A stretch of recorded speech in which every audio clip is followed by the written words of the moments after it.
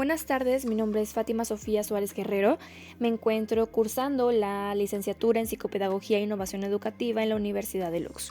El día de hoy realizaré la actividad integradora de la materia de taller de ortografía y redacción y vamos a hablar sobre algunos temas. Los temas son sinónimos y antónimos, cohesión y coherencia, oraciones negativas e interrogativas. Estos temas los vamos a tocar para poder tener un poquito más de claridad, un poquito más de conciencia, profundizar un poquito más en ellos y pues investigar un poquito, saber un poquito más de aquello que utilizamos día con día, pero que muchas veces no nos tomamos el tiempo para saber un poquito más. Primeramente, sinónimos. ¿Qué son los sinónimos? Son palabras que tienen palabras, vamos a decirles hermanas o palabras que significan lo mismo, ¿no? Por ejemplo, si yo digo felicidad y digo alegría, son sinónimos. La palabra alegría es sinónimo de felicidad porque significan lo mismo, pero son palabras diferentes. ¿Qué son los antónimos? Los antónimos es lo contrario, son las palabras que estás contradiciendo a otra palabra. Por ejemplo, si yo digo alegría, pues voy a decir enojo o tristeza, porque es lo contrario y eso sería el antónimo. Si yo digo hoy está soleado, el antónimo sería estar nublado, ¿verdad? Porque es exactamente lo contrario, lo opuesto al significado de esa palabra. Nos ayuda mucho a la hora de escribir textos para poder enriquecer los textos y poder utilizar diferentes matices y hacerlo más colorido. Es lo que nos ayuda a que nuestro texto tenga un poquito de más sabor. Ahora vamos a tocar el tema de las oraciones negativas e interrogativas. Las utilizamos muy comúnmente todos los días en escritos, pero normalmente no nos damos el tiempo de profundizar un poquito más. Las negativas, por ejemplo, las negativas las utilizamos para oponernos a una idea, contradecir una idea o defender nuestra propia postura, ¿no? Por ejemplo, si alguien me dice, oye, el cielo es morado, yo le digo, no, el cielo es azul. Hay palabras que utilizamos especialmente para negar, no, nunca, jamás, nadie o ese tipo de palabritas que utilizamos especialmente para este propósito, ¿no?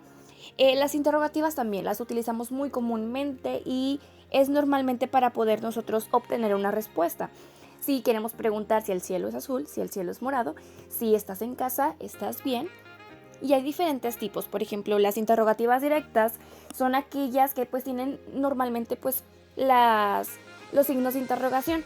Pero hay unas que son indirectas, que son de manera que no lo damos tal cual como una pregunta. Por ejemplo, le pregunté por qué no había venido. Entonces le pregunté por qué no había venido, ¿no? Es una pregunta un poquito indirecta. O por ejemplo, las interrogativas totales que solamente tienen de respuesta sí o no. A diferencia de las parciales que tienen una respuesta mucho más compleja. Por ejemplo, oye, ¿cómo te sientes? Hay muchas respuestas. Y de esta manera podemos saber que son oraciones que utilizamos muy comúnmente y que hay diferentes formas o diferentes tipos de estas oraciones.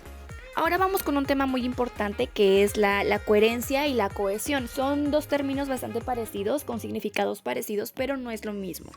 La coherencia es cuando tú quieres que tenga lógica, la forma en que tenga lógica una oración, un párrafo, una historia. Por ejemplo, si yo digo, yo iba caminando y mi perro es negro. No tiene ninguna relación, no tiene ninguna coherencia.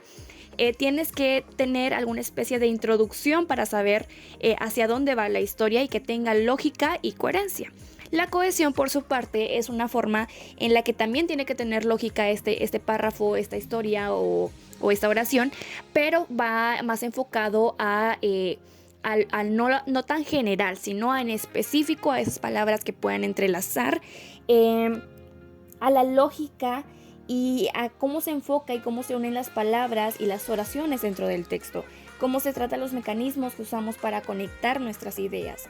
Y la cohesión es más que nada, la coherencia se trata más de una lógica y de un sentido general en el texto. De esta manera podemos entender mucho mejor, tener las ideas más claras. Si por ejemplo yo digo, oye, yo iba caminando y me encontré a mi perro que es negro. Ah, bueno, ya tiene lógica, ya tiene coherencia, ya tiene cohesión. Ya podemos entender por qué hay dos ideas y por qué se conectan esas dos ideas. No simplemente las estamos dejando al aire.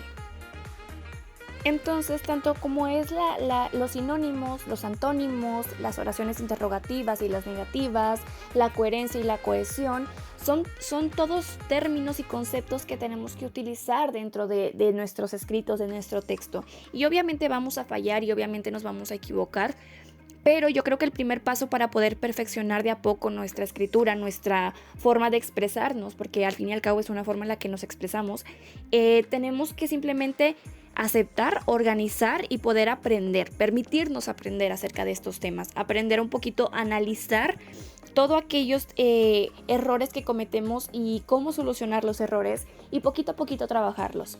Entonces, espero que les haya servido. Les agradezco mucho por escuchar y bueno.